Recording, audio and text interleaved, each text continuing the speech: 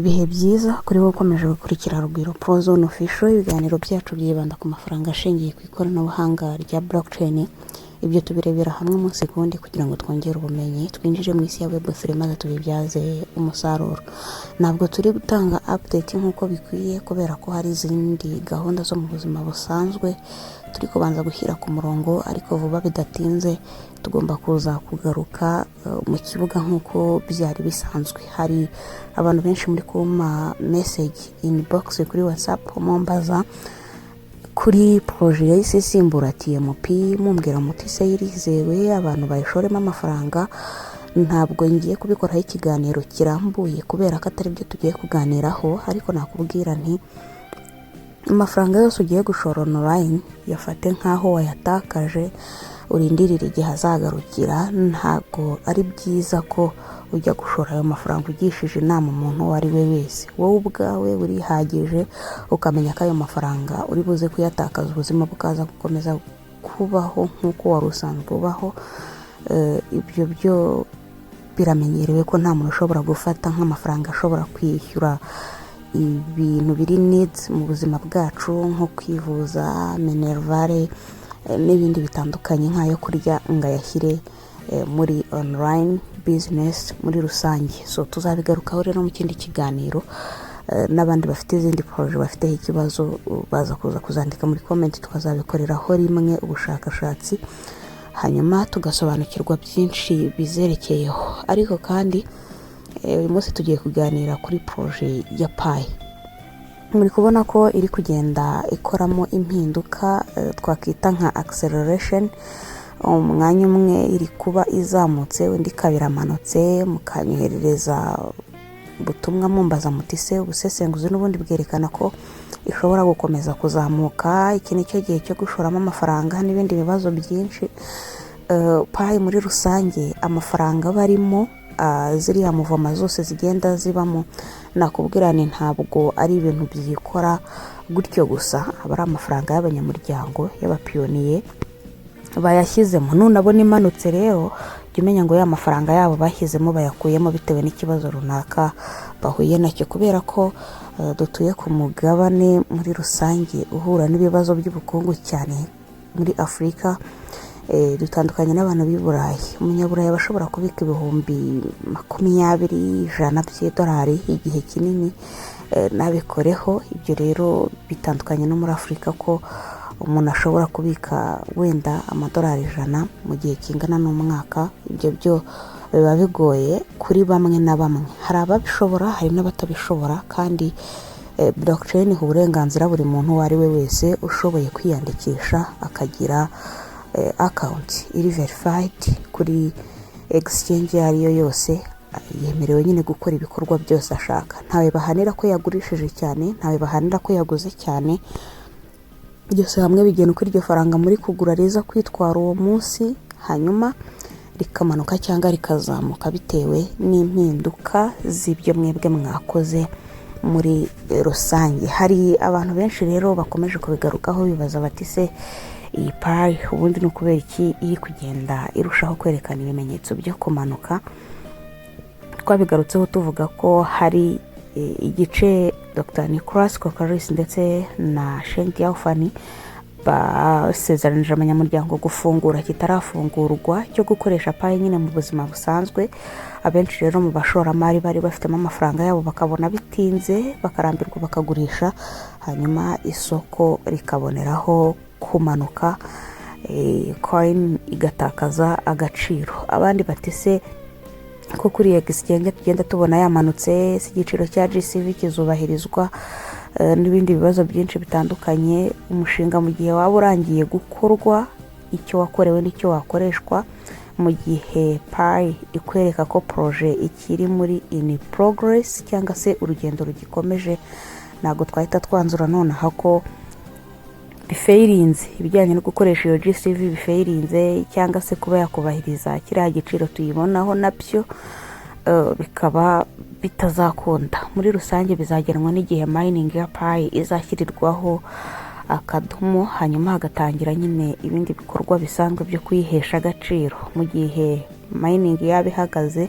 undi muntu wese warota gutunga Pi ako kanya yahita ashoramo amafaranga. Ibyo nibyo bituma coin ikura ugasanga igeze nko ku kigero Bitcoin iriho muri rusange cyo kuzamuka nyine mu gaciro kayo, aho kugira ngo igume hariya nyine tugenda tuyibona muri rusange. Abenshi rero bagenda babigarukaho babibaza nk'ibibazo bijyanye no kuba bamenya nimba iyi coin yaba yarafeirinze mu mushinga cyangwa se ari projet nyine nk'iya mbere bari basanzwe babona banabwirwa muri rusange. Ibijyanye n'igiciro rero cya GCV cyangwa se Global Consensus Value ni igiciro akenshi iyo ubajije abahanga mu bijyanye no gusesengura isoko babisobanura nk'ibintu bibiri.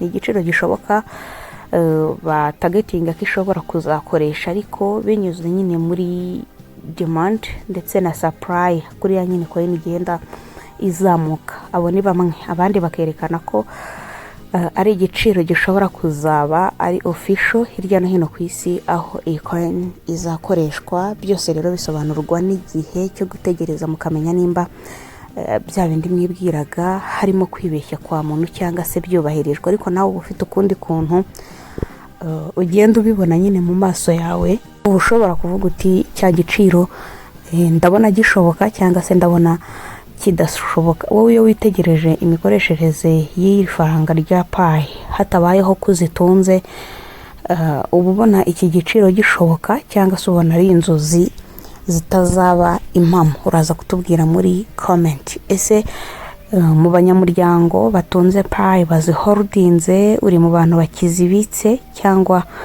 uri kwinubira kuba uvuga uti iyi coin ikomeje kugwa birakabije n'ibindi byinshi abanyamuryango nyine ba Pi bagarukaho? Mu gihe cyose uzi ko nta Pi uholdinze jya umenya ngo mu kumanuka kwayo ubifitemo uruhare, kubera ko amafaranga aholdinga zino coin ntabwo wayabura kugira ngo nyine uzibitse muri rusange utegerereze hamwe n'abandi. Reka dukurikire ikiganiro Mutumishi yaduteguriye, hanyuma turaza gukomeza n'izindi update tugenda turushaho kugutegurira.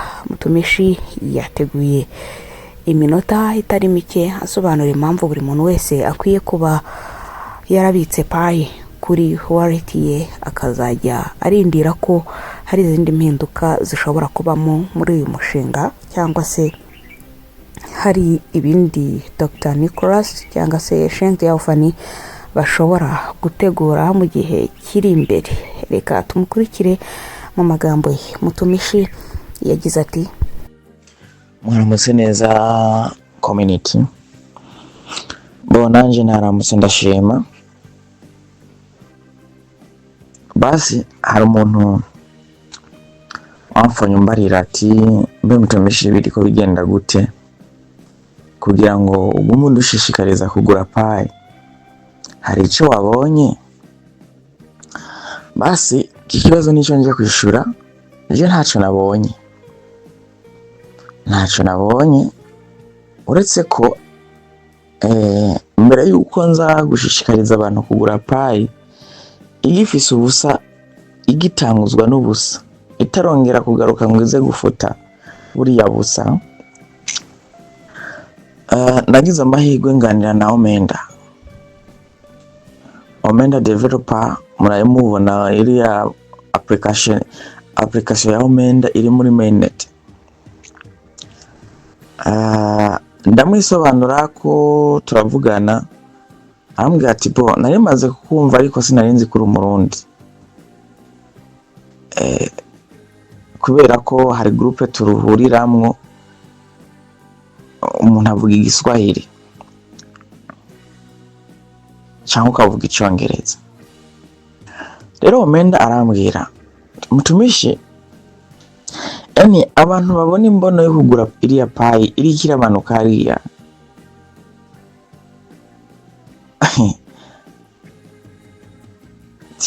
n'abantu bake bariko babibona, atariko biriko biratumwa natwe aba developer tukora developer duciye muri developer apana muri App Studio. Ikindi biriko birava no ku bantu bavuye muri coders bamwe twatumira.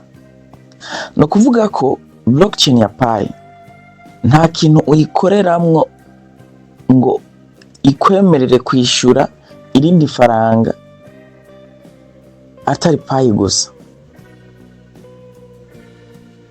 Aba external connectivity ngo nibo bazoba bafise balance cyane se bazoba bafise ivyo bategerezwa gukora wihweje n'abamininze Pi.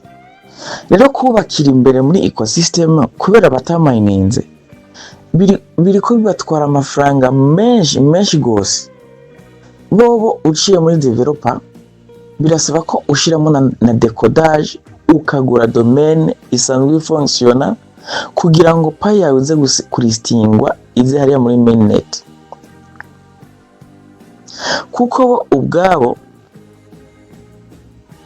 nico cyatumye bakorerwa mainnet ya fast track KYC kugira ngo bakorerwe na KYC iciye muri Banxa, bagire wallet ishobora kwakira Pi hanyuma bakomeze kubaka, dukuvuga ujenzi. Rero iyo aba developer bariko batanga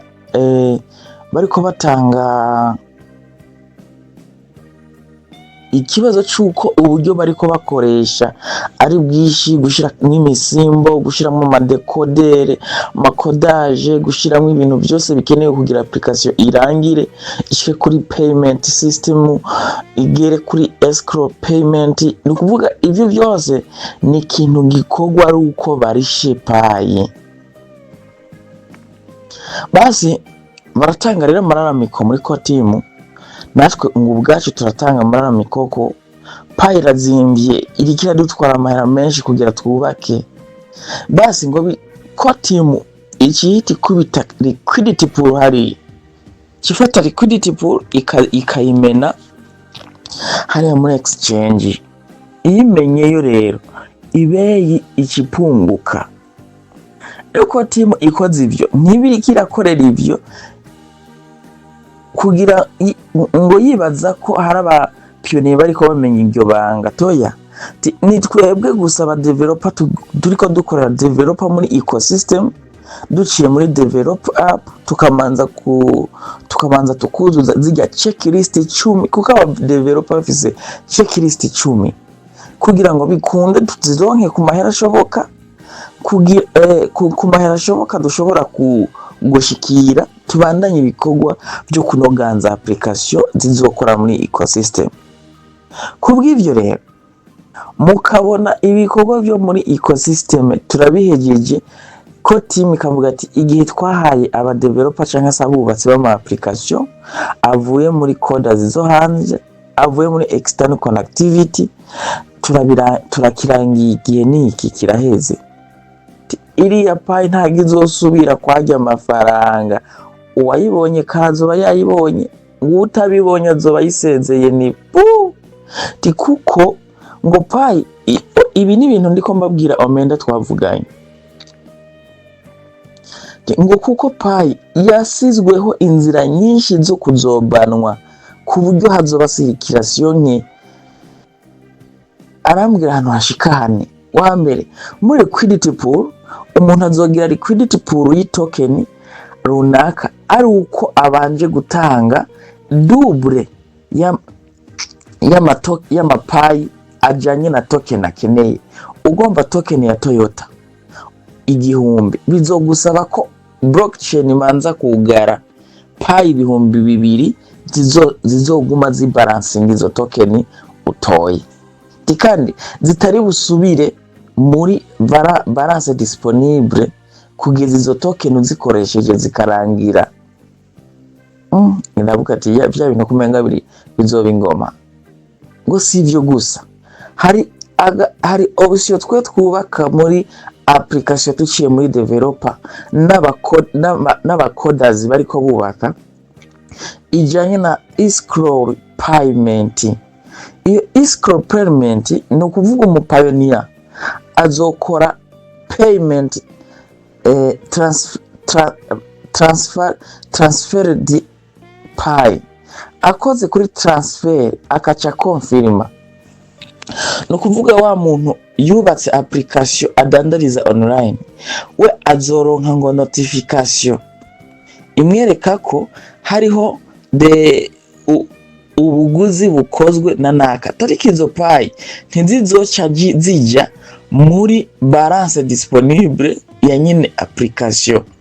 No, iyo option ya escrow payment izobanza ifata izo payi zishyuwe kuri ico kidandazwa, hanyuma umunyene kudandaza rero nyene kudandaza ibi icashara we azoca akora delivery yo kukizana kuri wa mu pioneers yagira transferred payment.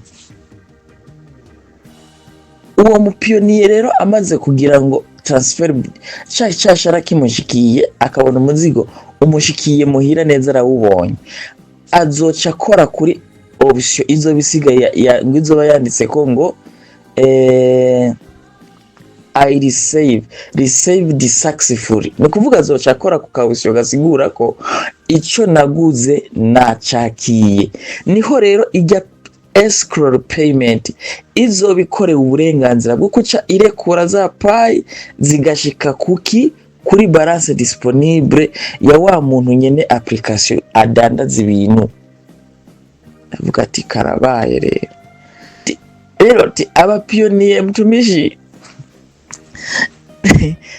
benshi bahajyanye baguma baraba igiciro cyo kuri exchange, bakaguma bibwira ngo payi itanguye ecosystem ngo izo bifise kiriya giciro, ngo kiriya giciro si kizogira nta n'indoto, kiriya ni kiriko gica hariya kugira ngo kize payi ko team zirorosha ukubaka kwa ecosystem, kuko abantu turi kubaka ama application aciye muri developer na Viber coders turi gusabwa payi nyinshi kandi nta payi y'ubuntu uri kuraronka. Navuga ati omenda poreni sana ndugu yangu, tibara tushapoa ati hapa yani tunatumia hera haja ngo gusa titubonye ati payi raduze gato tuhita turaramika sana, tukavuga ati ebana none mweko muri ko payi abantu ziriko irikira duga tutaranarangiza tirega turarindira natwe isi duhe fiat money hama tubone kugura tuzane tubandanye twubaka. Basi ko team ikachishiramwo liquidity pool, ariko aravuga ati ayo mararamiko dukora ntazohoraho kandi anasigaje n'igihe gitoya. Rero ntituzi igihe twahawe cyo kudevelopa, ariko abantu babonye iyi payi yageze kububusa imbere iri banga nabo bakwiye kurimenya n'ahataraba developer bekimire rumva afete bagire opportunity baronke akanya akaryo nabo, kubera ko payi imanutse ibimanukiye kugira ngo ba developer baronke ukungene babandanya baryohora ama application yari muri mainnet yaciye muri developers n'ayandi yaciye muri Viber coders. Kuko urabona naho wubakira muri App Studio ukaza kubaka application nguraba ama publicity naho bayabusiriyemo ama ad, ntuhave bibaza ngo worangiriza rimwe application n'uri karayubakisha payi ari haziya 0,25. Oya, ntibyokunda ko mwohereza rimwe, kuko hari gihe urabaga publicity rimwe kakishura ico wasabye AI, mugaga aka publicity ka kabiri bikanga ko kishura. That's why rero ambwira ati iriya payi mwe gusa abatazi iryo banga baguma bavuga ati ngo hiramanutse ngo hiramanutse ngo hiramanutse. Oriye natwe tuba twarize twahangayitse kuko turiko twubaka application twubaka ecosystem ya payi tureshi payi nyinshi.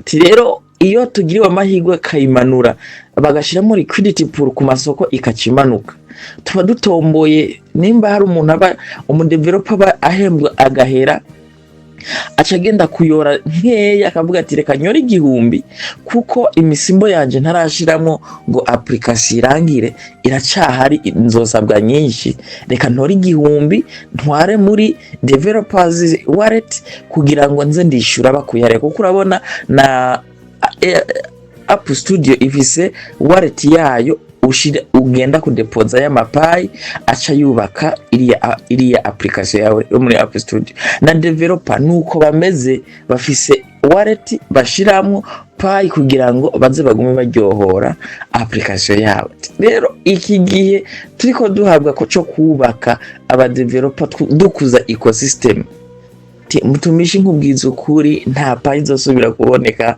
kwari ya mahera kazi bizoba biheze. Basi nico rero caciye gituma mvuga ati aha rero aha ko ndabibwiwe na developer system Omenda ngize ati reka ndabura abapayoniye banje no mu Burundi bumva ikirundi, ababishoboye bazigure, n'ahatari aba developer bazigure bazicire mu zindi kuko ewe gaye.